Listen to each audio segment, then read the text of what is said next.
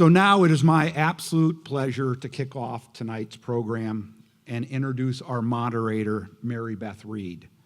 Mary Beth is the Executive Vice President for New South Associates. New South Associates provides cultural research management services both nationally and internationally. Mary Beth was a co-founder of the organization. In her role, she has served as principal investigator for the Savannah River Site History Project for the Department of Energy for more than 25 years, and continues to work with the Cold War preservation planning and properties of the modern era. Mary Beth was named one of the outstanding women in historic preservation in Georgia in 2002 and received the Georgia Trust for Historic Preservation's Marjorie Gregory Jewett Award for exceptional service in 2024. I will now pass this on to Mary Beth, who is going to introduce our guests that I am just so delighted to hear from tonight.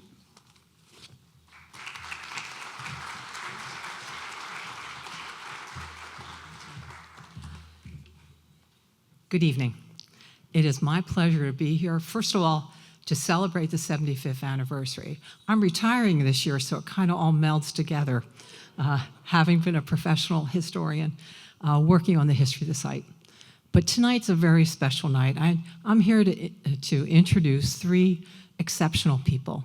They sit across from me in the panel. First to the left will go left to right. That's Margaret Roundtree, Ellen McNair, and Walt Joseph. These three actually witnessed the coming of the site and the establishment of the site. And their histories give us valuable insight into what it was like then.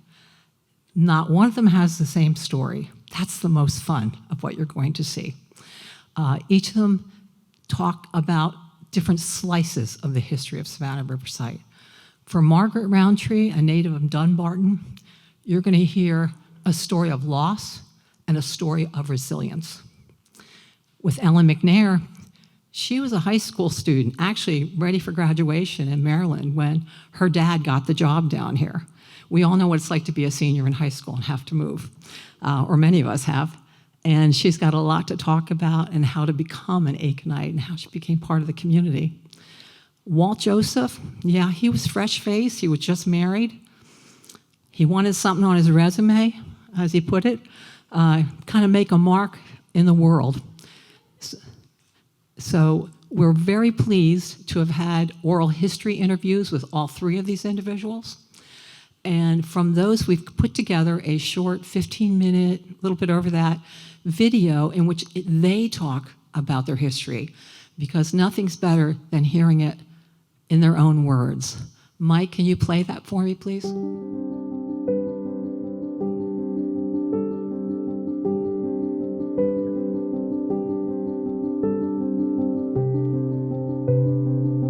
When they first announced the plan, I had started working at the school in Baltimore.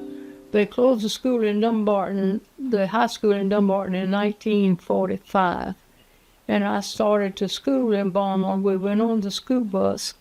The first year was September 45.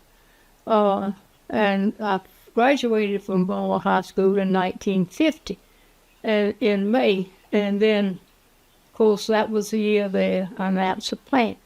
And in August, they hired me as secretary of the superintendent of schools in Baltimore. So I stayed in school and had a wonderful superintendent that taught me so much. He really gave me a foundation for life. Of course, I didn't go beyond high school for an education. And I was at school. I worked. When I found out that they had announced the plan, they had announced it the night before, but we didn't hear about it. So when I got to school the next morning, everything was in an uproar, that the plant was coming and that we would have to move and all the horrors that would be with it. I remember so vividly standing there by the principal of the high school's desk, and he was a big old fella. I don't want to say he was fat, but he was pleasingly plump. And he said, "Margaret," he said, "this thing's going to be so big, they're going to have sidewalks from Baltimore to Snellings. It never happened, but it grew enough that the population was there. But that was and that has stuck with me because that was some of the first words that were said when I found out that we were going to have to move.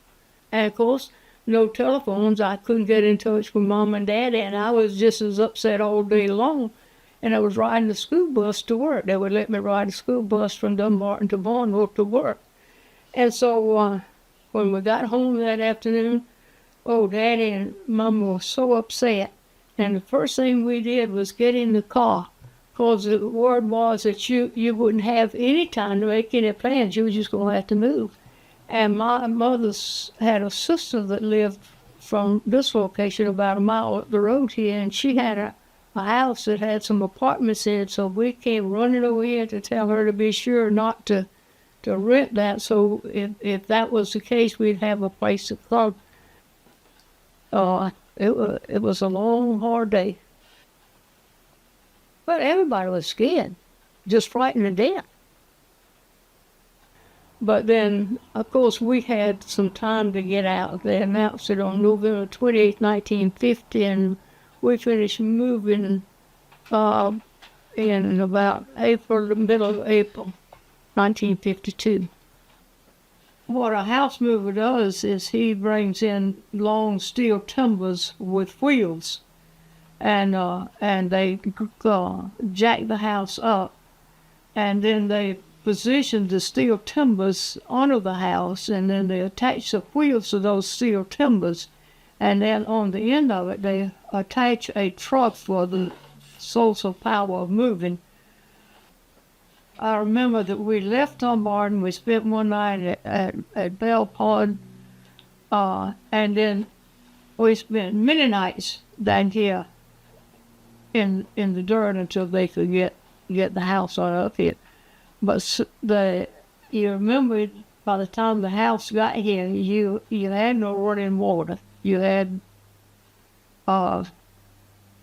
no bathroom facilities, and Daddy did build an outhouse for us here, so we would have that.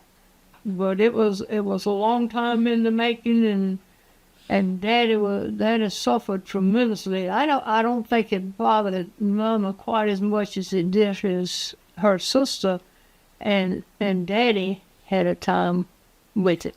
But Daddy's biggest concern was the finances. When he died, he had nothing. There was not any part of moving easy. There was no one part of it easy.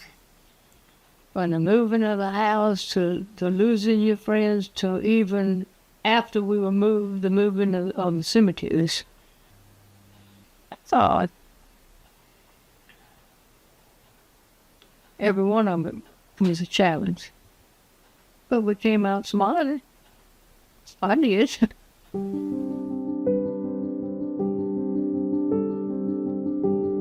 I was born in the Midwest in Missouri and ended up living in 9 states before I got married, and 1 year in Argentina as well. Every now and then we would hear Dad say, "Girls, we're going to move soon." We always got our news of our next move from Dad. And Mother, of course, knew, but they never told us until it was pretty close to moving. But Mother, I must say, she was the force behind each move. We never had to leave any of our beloved belongings behind as little girls. She knew how to move like a beautiful pro. Well, we heard this news of the plant coming in December of 1950, 5 months before my high school graduation was supposed to take place in Bethesda, Maryland. But that wasn't to happen. Instead, I had my final high school ceremony at Richmond Academy, a recently converted boys' school in Augusta, Georgia. It was interesting to know all that he was responsible for. But from the years 1955 to 65, he had become manager for AEC. And in those 10 years, most of the biggest projects came to be fulfilled under his direction. In fact, he was presented by Glenn Seaborg, head of the AEC, their highest award. I feel like I finally began to read and learn what Dad was doing, and it was amazing to me, but then I had thought his engineer projects were amazing as well. I have missed him every day that he's been gone. He was very serious, very dedicated to whatever he did. He wanted you to do your best, but he was also very loving and very kind, and made just the perfect dad for 3 little girls. I would drive out with a carpool to the Ellington schoolhouse. It had its fans, but it was pretty steamy. But I loved what I was doing, typing incoming employees, personnel security questionnaires, PSQs. The second summer, a young man, nice-looking gentleman, walked up to my desk and perched on the edge of it and asked if I would like to go to dinner. And I said, well, thank you. Let me think about it. Come back later. And he left, and by the time he had gotten back to his personnel office, I called my mother. I asked her, I said, do you know who Jim McNair is? And she said, oh, yes, dear. We read about him quite frequently in Albert Howell's golf column. He's one of Aiken's best golfers. I think it would be all right. Well, I did go to dinner with Jim, and I later was happily married to him for many, many years. I love my husband for another very special reason, too. He introduced the game of golf to my dad in his retirement, and it was one of the greatest pleasures Dad had.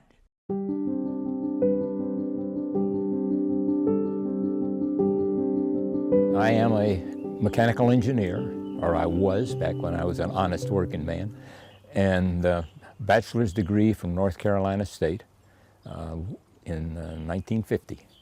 Went to Penn State for a year, was called to active duty with the Army. I had a reserve commission.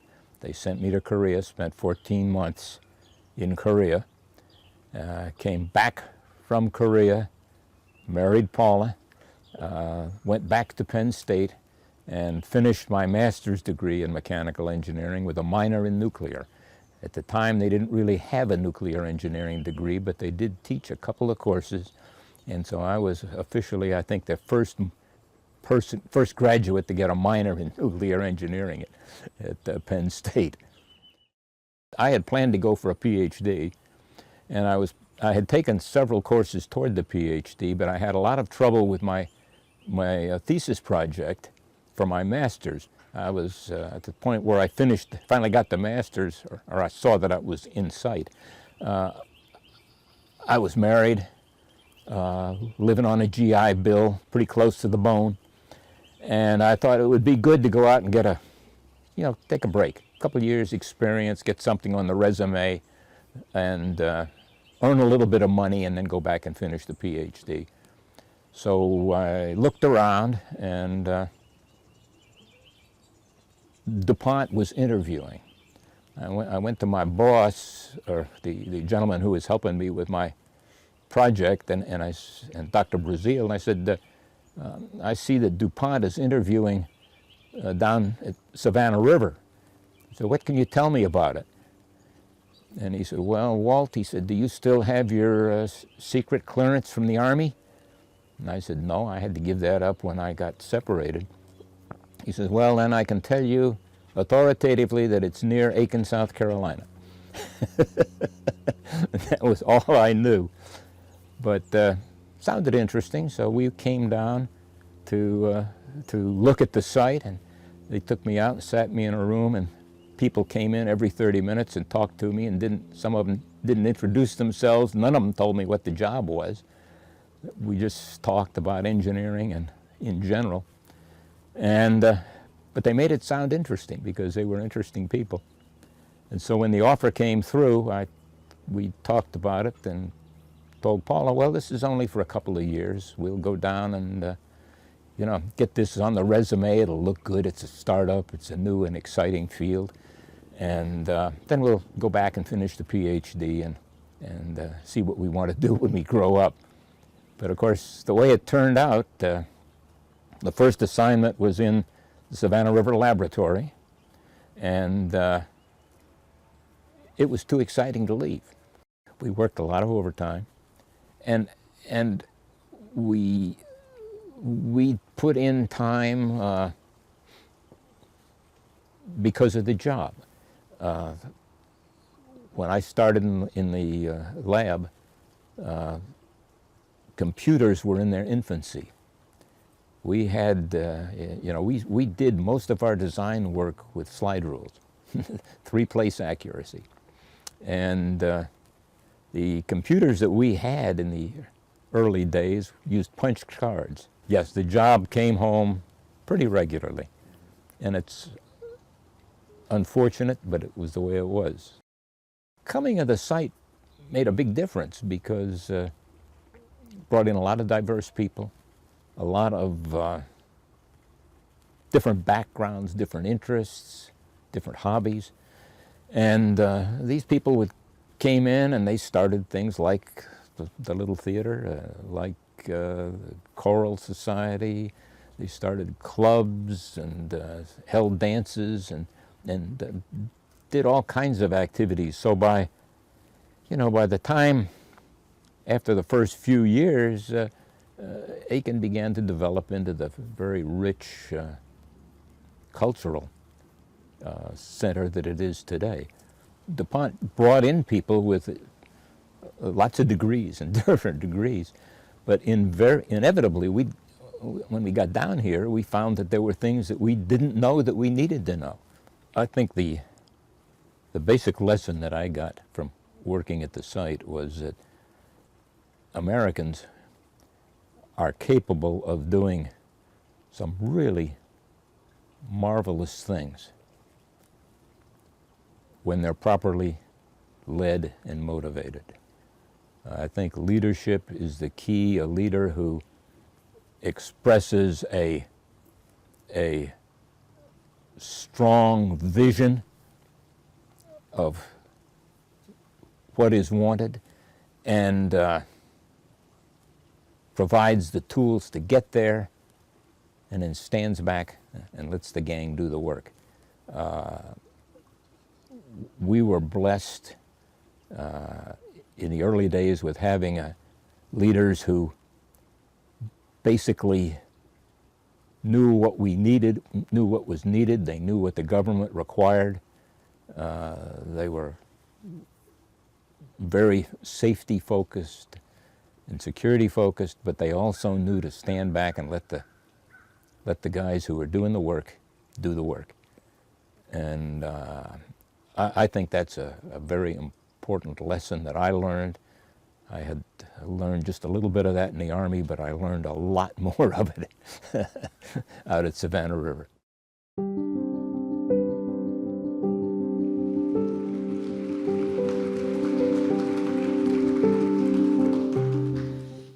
Three really different storylines, but in some sense chronological.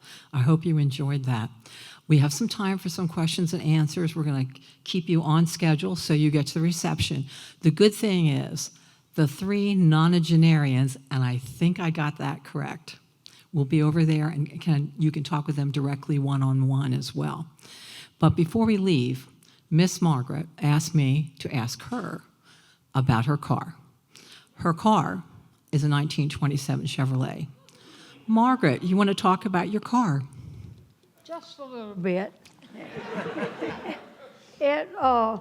My dad bought this old car from the garage that was right next to our house, and we used it for everything.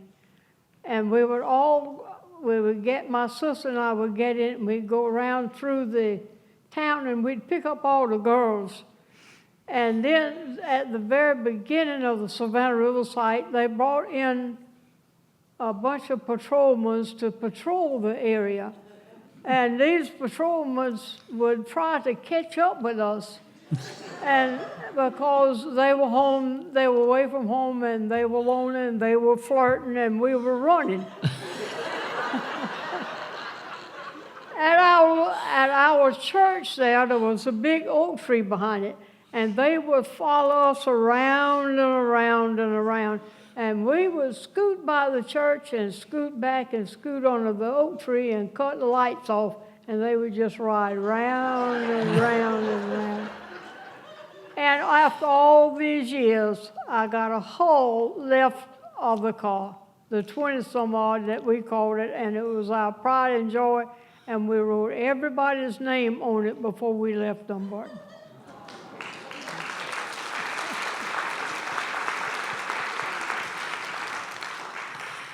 So if you're ever in Williston, you can come by and see it, because we've been lucky enough to see it. Ellen, I'm going to go down and talk with you. First of all, I need to say, as a historian, I am in awe of the two women. Not to hurt your feelings, Walt. I'm not trying to leave you out. But Margaret and Ellen are incredible archivists. They have taken care of their family collections in a way that I rarely seen. And it's something to really think about, because some of the things that you saw in the Blair pictures, Margaret has a raft of Dunbarton photographs to tell the stories about individuals and the places that they knew. And it's really commendable and something we don't necessarily see. So I need to say that first off. Well, I guess we need to know about romance on Savannah River site. I think probably a lot of us never think about romance on the Savannah River, or maybe we do. Maybe we do, and I don't know it. But as a historian, I better get with it. But when I heard your story, it was a wonderful story about meeting your husband, your future husband. Somebody's got to help me. I can't hear you. She You can't hear me? about meeting she asked about meeting your husband. Pardon? Ellen. I can't hear you. I got you. Okay. But we're talking about the romance that evolved at Savannah River site. That's something we don't necessarily talk about. That's why your story about meeting your husband while you were typing the PSQs down at Ellington is so important. Thank you. Thank you. I cannot hear you. I understand. It's okay. You covered it in the... You got it. You got it. Yeah. Walt, what would you tell a young engineer today? Oh, boy. You've met a few. We've heard about a few who got awards. What do you think? You heard about, your last statements are very powerful to me. But what would you tell a young person starting out? It's, okay. Uh-oh, it could be long. I gave a talk on this once, probably 50 years ago, to a group of young engineers. And what I would tell them today is a little different, but it'll start the same. Everybody has a boss, a leader. And what you want to do is to anticipate the leader's needs. A good leader will tell you where he wants you to go in general terms, and the best leaders will not tell you how to get there, but let you figure out how to get there. And so if you want him to learn to do that, and you help him by telling him things like, well, I understand what you want, Chief, and I know how to get there, I think. How would it be if we did this, and that? And he will say, yeah, good idea most times, because it saves him the trouble of having to figure it out himself. Now you want to do this. One other thing with leadership, the bosses are always busy.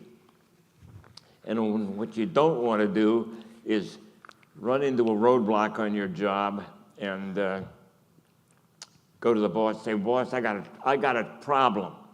Don't know what to do. Wrong. What you want to do is go to him with a slightly different approach.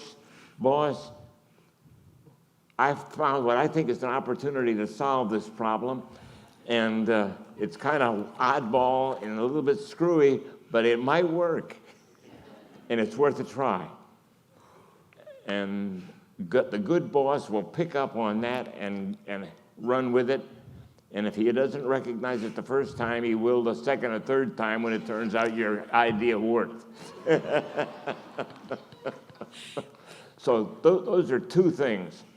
Now, the third one that I would recommend strongly to you was the last one on my list for this group I talked to earlier, and it was have a helpful spouse. Now, I cannot tell you how helpful a helpful spouse can be. When I started as an engineer, Paula was not capable of helping me because I couldn't tell her what I did. And for years that went on, but gradually it got to the point where I could tell her a little bit about things, and I discovered that she was a great sounding board and that she learned it quickly and was a real help in solving problems. Problem solving is where you find it. It is not necessarily in academia or in books. You learn things, your intuition works. Get all the help you can get. Solve problems. Above all, try to leave the world a little better place than you found it, whatever it is. Now, we don't all get to discover penicillin, but I like to think that my help in figuring out what neutron irradiation does to stainless steel is helping advance causes all over the world that I know nothing about. Take that to heart and find those causes and fill those niches.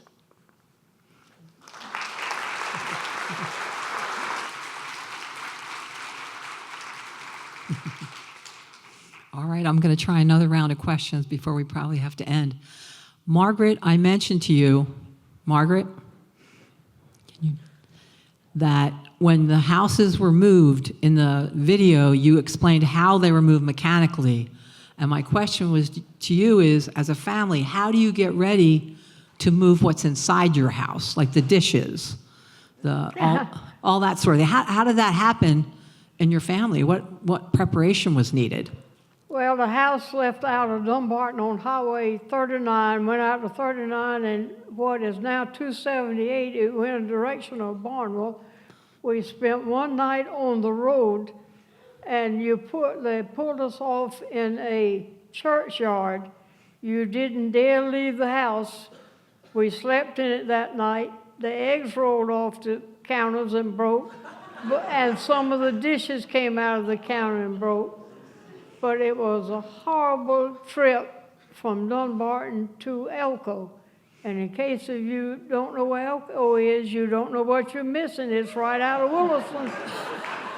We got our house moved. It was an extremely difficult thing, but we did wind up at Elko with some dishes.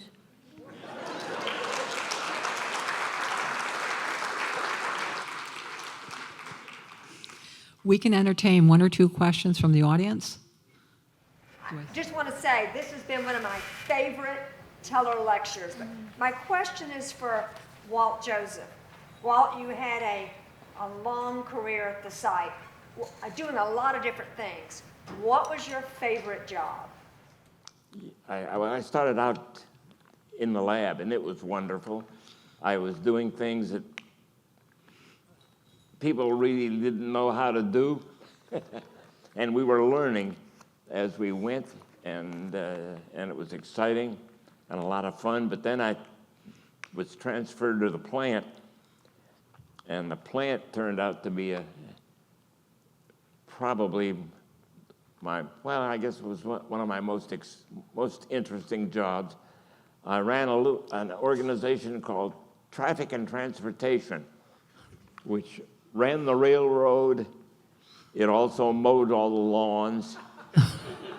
We had riggers, we had construction guys, and I'm a hands-on kind of fellow, so I tried to be wherever my guys were working on a given shift. And that meant that I spent some time breaking down beaver dams that were blocking roads when they flooded ponds on the site. It meant that I got up on top of coal silos, and I don't really like heights either, but but I did it, and it meant that I got to drive the switch engine, delivering coal down in the 400 area on shift only, when night shift, because they didn't want me to be seen doing that. But it was a fun job, but I learned about people there in a real way, because I found that the guys who were breaking down the beaver dams and cleaning the tubes and the boilers and so on were contributing, and they were working as hard as they knew how, and if they had the right tools, they'd probably get a little bit more done. So I tried hard to provide the tools and the equipment that they needed to get the job done and to be proud of it. Mm-hmm. And I'm going to tell you one story, and then I'll quit. My story on that subject is the baby blue beast. We had a fleet of heavy trucks, but one of them was a special custom-built truck that pulled the trailers where contaminated waste was shipped, where all kinds of radioactive material was shipped. It had been bought new with the plant, and it needed an overhaul while I was in that department. And I was superintendent of the department, and so it went for an overhaul, and the overhaul was hundreds of thousands of dollars. It was a big deal.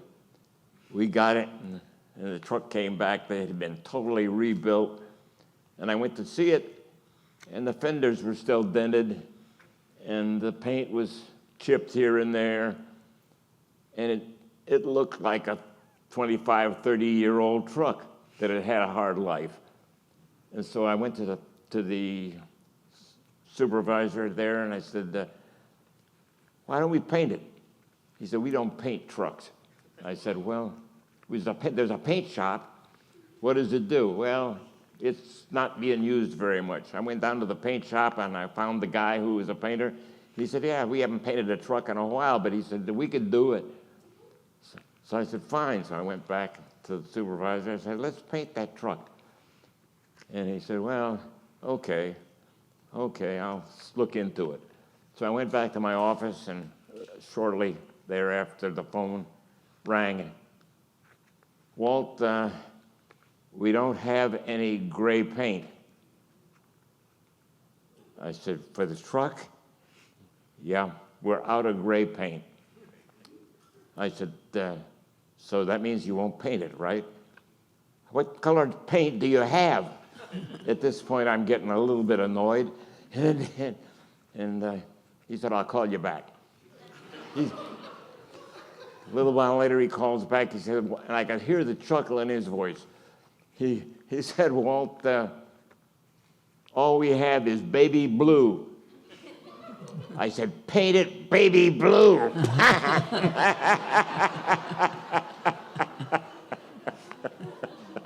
And the truck was forevermore known as the Baby Blue Beast. The driver was so proud of it, he had the plant photographer come out and get a picture of it that he could take home. And he came in personally to paint the white walls white. Thank you.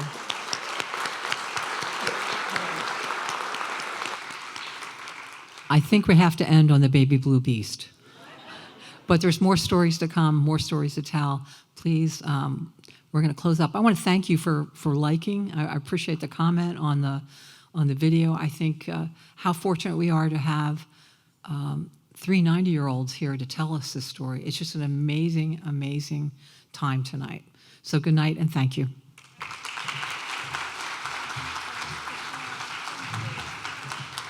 Thank you.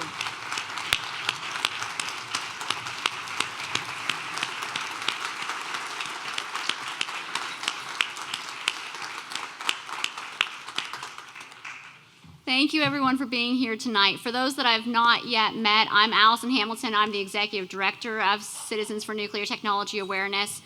As a thank you for the presenters, we are doing a donation over to the Savannah River Site Museum in their honor. And we also have these beautiful poinsettias that all of our presenters and our award winners get to take home with them, so please don't leave without one. This is an amazing event. This is an amazing opportunity.